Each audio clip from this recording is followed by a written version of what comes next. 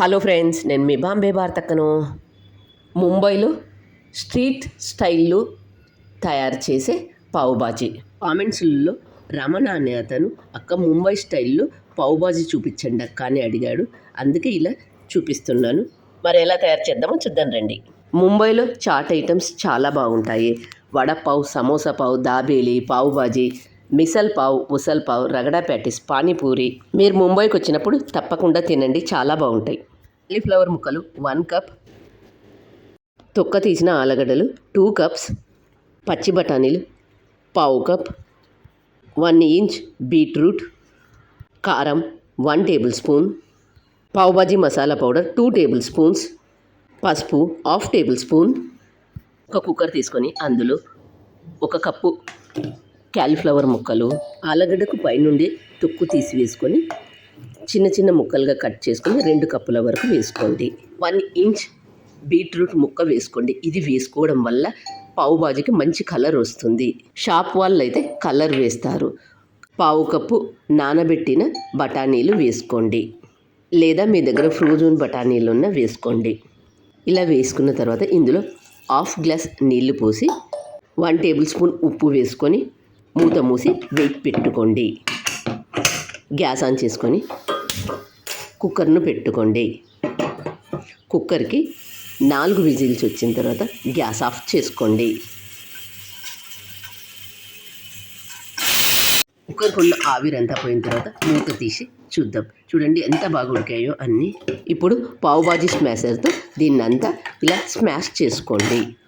Street స్టైల్లో చేసేటప్పుడు వాళ్ళు కాలీఫ్లవర్ ఎక్కువ వేయరు, కేవలం ఆలుగడ్డ మాత్రమే ఎక్కువగా వేస్తారు. మనం ఇంట్లో చేసుకుంటున్నాం కాబట్టి కాలీఫ్లవర్ ఇవన్నీ వేసుకొని చేసుకుంటున్నాము. ఇలా బాగా స్మాష్ చేసుకున్న తర్వాత గ్యాస్ ఆన్ చేసుకొని ఒక బాండీ పెట్టుకొని ఇందులో 3 టేబుల్ స్పూన్ల ఆయిల్ వేసుకొని, ఆయిల్ వేడైన తర్వాత సన్నటి ఆవాలు 1 టేబుల్ స్పూన్ వేసుకోండి. తాలింపు గింజలు వెయ్యరు. తాలింపు గింజలు చిటపట్లాడిన తర్వాత సన్నగా కట్ చేసుకున్న ఉల్లిగడ్డలు వేసుకోండి. ఉల్లిగడ్డ వేగిన తర్వాత అందులో సన్నగా కట్ చేసుకున్న టమాటా పండు ముక్కలు. అక్క బాజీ ఎలా తయారు చేసుకోవాలో చూపించారు కానీ పావు చూపించలేదని అడుగుతారు. అది నెక్స్ట్ వీడియోలో చూపిస్తాను. అలాగే పావు బాజీ మసాలా కూడా ఎలా తయారు చేసుకోవాలో చూపిస్తాను. ఉల్లిగడ్డ వేగిన తర్వాత సన్నగా కట్ చేసుకున్న టమాటా పండు ముక్కలు వేసుకొని ఉల్లిగడ్డ టమాటా ఇదంతా బాగా వేగాలి. వేగిన తర్వాత ఇందులో 1 టేబుల్ స్పూన్ అల్లం వెల్లుల్లి పేస్ట్ వేసుకోండి.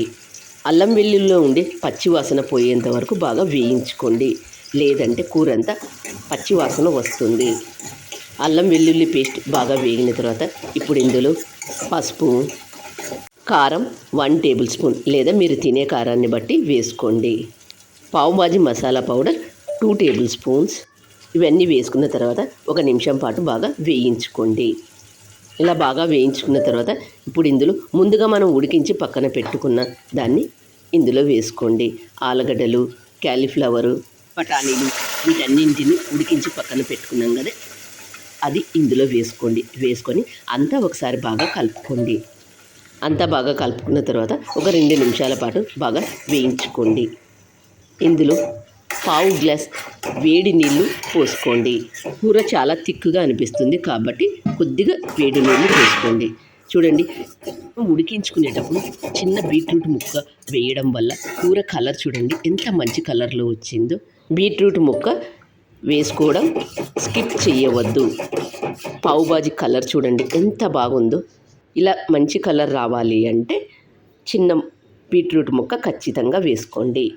ఇలా మరొక 2 నిమిషాల పాటు బాగా వేయించుకున్న తర్వాత గ్యాస్ ఆఫ్ చేసుకోండి. ఆఫ్ చేసుకునేటప్పుడు సన్నగా కట్ చేసుకున్న కొత్తిమీర వేసుకోండి.